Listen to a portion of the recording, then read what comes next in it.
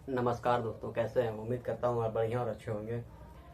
जो सीरिया में सिचुएशन बना है, ऐसा लग रहा है कि सीरिया सिविल वॉर से बाहर आ गया। नहीं, ये सिविल वॉर से बाहर नहीं आया, ये सिविल वॉर से एक और सिविल वॉर में इंटर किया है। कहने का मतलब यह है कि हथियार उठाकर लाई गई शांति आगे आने वाले किसी भी समस्या का और आगे आने वाले कोई भी समस्या का समाधान के लिए लोग हथियार ही उठाकर विरोध करना ही इसको अपना आदर्श मान लेते हैं। यही कारण है कि गांधी जी या कांग्रेस के जो लीडर थे उस टाइम, वो शांति भारत का आज़ादी एक आइडियोलॉजिकल प्रोसेस के तहत चाहते थे, ताकि उसमें ये ना हो कि कल को कोई भी बंदा छोटे मोटे बात का या सरकार से किसी भी चीज़ पे मतभेद हो जाने पे वो हथियार उठाकर हिंसा फैलाना हिंसा फैलाकर अपनी मांगे मनवाए। तो ये तो किसी भी सिविलाइज कंट्री में ये चल नहीं सकता है, ये एक्सेप्टेबल नहीं है। तो इसीलिए हमारे जो नेता थे, हमारे जो गांधी या नेहरू इंडिपेंडेंट मूवमेंट में, उनका कुछ तो विजन रहा होगा, कुछ उन्होंने एक आइडियोलॉजिकल प्रोसेस के तहत आज़ादी का फेवर किया। और अब देखते हैं सीरिया के केस में क्या हुआ। उनके हारने का मुख्य 3 वजह क्या है असद सरकार के हारने का। देखिए, सबसे पहले जो आपका अरब स्प्रिंग है, अरब स्प्रिंग से जो 2010 में एक मूवमेंट चला था, बेरोजगार अरब के बेरोजगार युवा सरकार, वहाँ के राजशाही से त्रस्त युवाओं का सरकार के अगेंस्ट मुहिम चला था कि सरकार को हटा के वहाँ पे डेमोक्रेसी को स्टोर करना है।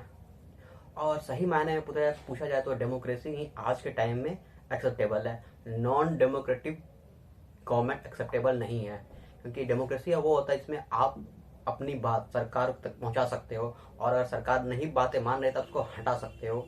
लेकिन जो डिक्टेटरशिप होते हैं उनको जनता का लेना देना से कुछ नहीं होता है, उसको अपना इंटरेस्ट, वो मोस्ट ऑफ द टाइम अपने आप को ये कंसोलिडेट करने में फोकस करते हैं कि कैसे अपना पावर को कंसोलिडेट करना है। उसको लिए चाहे 1000-2000 आदमी 10,000 को मारना पड़े, उसके लिए कोई बड़ी बातें नहीं है। तो ऐसे ही असद फैमिली का सीरिया का आजाद होने के बाद असद फैमिली सत्ता पे काबिज है। तो होता है क्या, आज अब असद सरकार को मेन सपोर्ट 2 कंट्री का था। एक आपका था कि ईरान, दूसरा रशिया। ईरान का प्रॉक्सी जो है हिजबुल्ला और हमास, वो असद को के लिए फाइट करते थे, असद के अगेंस्ट रिबल ग्रुप खड़ा थे उसके साथ। एक्चुअली असद एक शिया कम्युनिटी से आते हैं, इराक शिया बहुल देश है, और ईरान में तो खैर मेजोरिटी 90% वहाँ पे शिया ही हैं। तो हुआ ये कि रसिया 2 साल से ऊपर हो गई होने को है, यूक्रेन में फंसा हुआ है। और रसिया का ना एक स्ट्रेटजी होता है, भाई कोई भी वॉर को हमें 4 महीना 6 महीना में ख़त्म नहीं करना है, वो वॉर को लंबा टानते हैं रसिया को। और जब सामने वाला अपोनेंट त्रस्त हो, मतलब वॉर में आप कितना टाइम तक खुद को इन्वॉल्व रख पाओगे? एक टाइम आपके पास रिसोर्स जो है वो खत्म हो जाएंगे। वॉर चलता है पैसा से।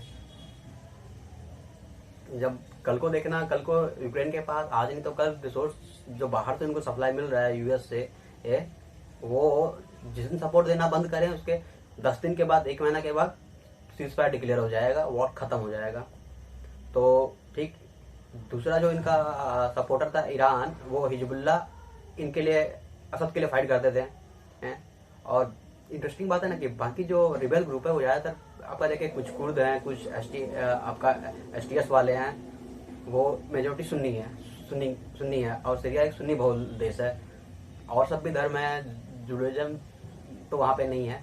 अब वहाँ पे आपका देखे कुर्द है, जुडाइज्म है, क्रिश्चियन है, लेकिन मेजोरिटी वहाँ पे मुस्लिम की है, उसमें से भी मेजोरिटी सुन्नी की है।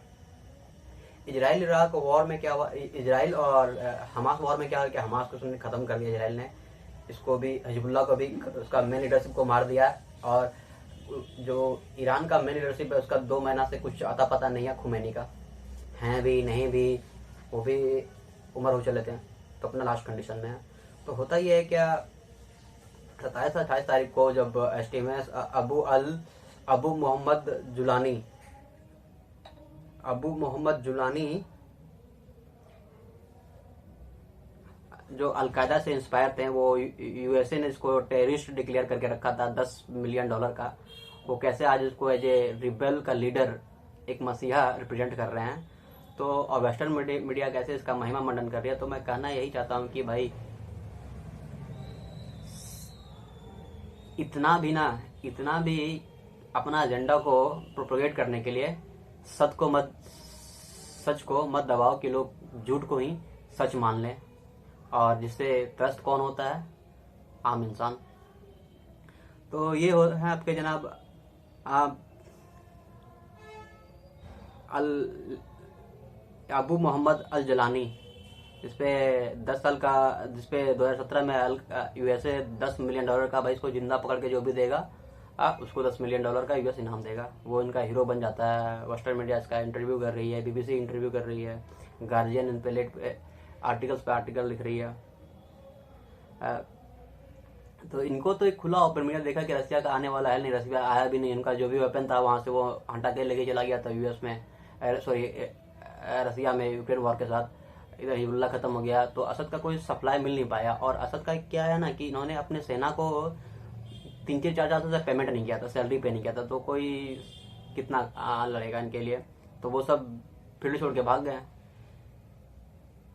ये जो एरिया आप सीरिया का देख रहे हैं, ऊपर में इसका जो पिंक वाला येलो वाला एरिया है वो कुर्द बाउल एरिया है। रेड वाला पे सीरिया का आर्मी का कंट्रोल है। इसके साथ वेस्टर्न साइड का, साउथ वेस्टर्न साइड पे जाओगे तो जो गोलान हाइट है वो इजराइल ऑक्यूपाई करके रखा था 1960 वॉर में, और 10 किलोमीटर और अंदर आ गया है।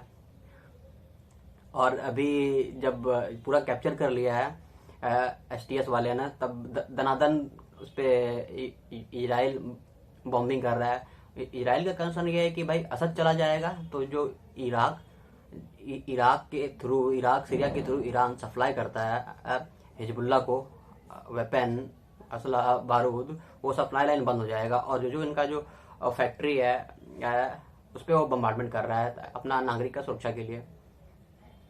ऊपर का ग्रीन वाला एरिया तुर्की का है।